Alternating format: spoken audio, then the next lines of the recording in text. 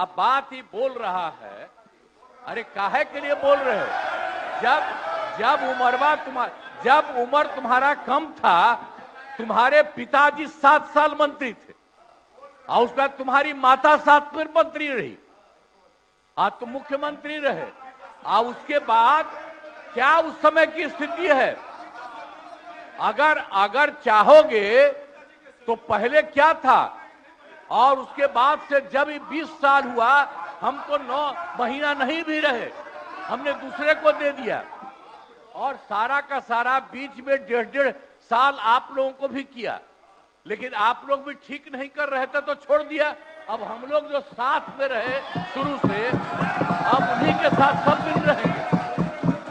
अभी सब जो बोलते रहता है, आप बताइए, तो जब भी इन लोगों का कोई काम आता है, आई बोलते हैं तो इन लोगों के हित में हम काम करते हैं। तो ये सब काम सुनिए, अरे ये सब चीज बोलने का क्या मतलब है? अरे आप तो आज तो तीसरा दिन है, 2 ही दिन और 3 ही दिन है, इसके बाद तो चुनाव होने वाला है। तो चुनाव होगा तो पूरे देश के लोग सोचेंगे कि क्या करना है, और हम लोगों ने कितना काम शुरू से किया है। क्या था वो ये बजट? अरे सुनो, हम बता रहे हैं, सुनो। अरे पहले का बजट आपका क्या था और कितना ज्यादा हम लोगों ने सबके लिए किया है? आज 3 लाख से भी ज्यादा। और केंद्र सरकार ने भी, सुनिए, केंद्र सरकार ने भी काफी मदद कर रही है। और मिलकर के बिहार में जो चीज की कोई कमी थी, हम लोग चारों तरफ घूम करके देखे हैं, और जहां कोई कमी थी उसको भी कर दिया। और एक एक काम हम लोग कर रहे हैं हर दिन के लिए। जब भी कहीं जरूरत रही वो काम किए। तो अब मामला है कि चुनाव लड़ना है, तो भाई चुनाव लड़िए, और चुनाव लड़ने में अंड बंड जितना बोलना है बोलते रहिए। लेकिन आप एक बात हम कहते हैं, अरे 2-3 वो महिला है, अभी बताओ कि पहले कोई महिला को कुछ दिया था? कोई महिला को दिए थे? अरे हम ही ने 50% किया, बैठो ना कुछ किया। अरे इसकी माता थी तो उसी पर ना बोल रहे हो? क्या है? हम लोगों ने जितना ज्यादा महिलाओं के लिए भी किया, 50% शुरू किया 6 से ही, 2006 से ही। और कितना ज्यादा महिलाओं के लिए किया। और उसके बाद आप लोग मुस्लिम के लिए क्या किए? कुछ नहीं किए। और उनके लिए भी सारा काम हम लोगों ने कर दिया। तो सारे लोगों के लिए हम लोगों ने शुरू से काम किया। और बीच में थे तो कितना ज्यादा पढ़ाई कर रहे थे। अब उसके बाद मान लीजिए नहीं कुछ किए, देखा इधर उधर नहीं थे तो छोड़ दिया। अब सुनिए, अरे छोड़ो ना, जाके चुनाव लड़ोगे, सबको अधिकार है चुनाव लड़ने का। लेकिन हम लोगों ने जितना काम किया है और उसी को लेकर के सब जगह चुनाव में जाएंगे और एक एक बात बता देंगे। और पहले कुछ था, अरे भाई जानते हो, बच्चा न हो, अरे तुम तो बहुत बच्चे न थे। अब जानते हो, पटना शहर में भी शाम में कोई निकलता था? कोई शाम में घर से बाहर जाता था? कहीं जाने का रास्ता है? ये जितने पत्रकार हैं, इन लोगों को भी हम कहेंगे कि पहले क्या बुरा हाल था। और 6 से हम लोगों ने जो काम किया, ये दोनों चीजों को याद रखिए। हम कहेंगे अब क्या जरूरत है? अरे अपना अरे हाउस में, ये हाउस है, अब फिर जो चुनाव होगा तो सब हाउस में जो रहेगा। अब जो भी देश की जनता जिसको भी जिताएगी, जो भी होगा। तो इसीलिए इन दिनों इतना ज्यादा आप लोगों को बेमतलब का नहीं करना चाहिए। संजय जी हम कहेंगे कि भाई अभी जो आपका है, हर किसी से जिनका जो चुनाव कराइए वही चीज, हम तो यही कहेंगे। अब अननेसेसरी कोई करने की कोई जरूरत नहीं। फुट का राज संविधान में हम सब लोगों को ये अधिकार मिला है कि जो भी व्यक्ति 18 साल का अगर हो जाए तो उसको एक वोट देने का अधिकार है, चाहे कितना अमीर से अमीर व्यक्ति हो या शक्तिशाली व्यक्ति हो या अंतिम पैदान पे खड़ा हमारा व्यक्ति हो।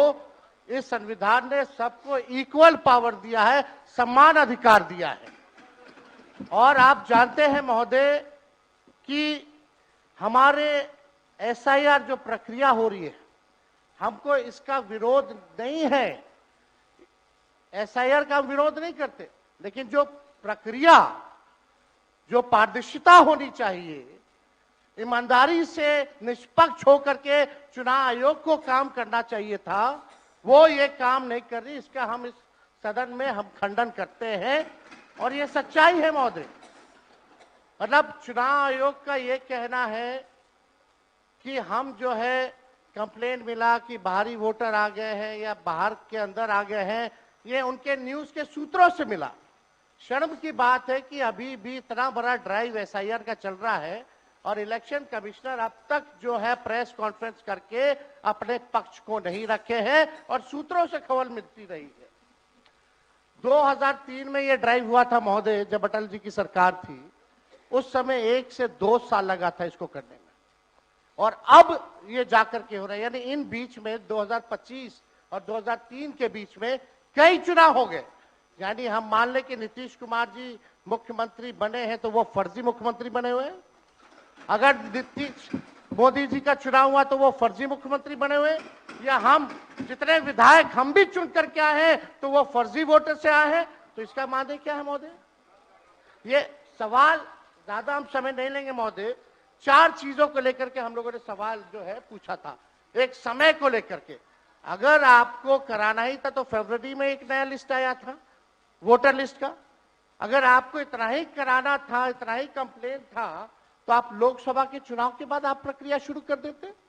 समय जो है लोगों को बचता, वो भी इस समय जब मानसून का समय है और हम लोग भी देख रहे कि कितने घर बीएलए लोग जा रहे हैं।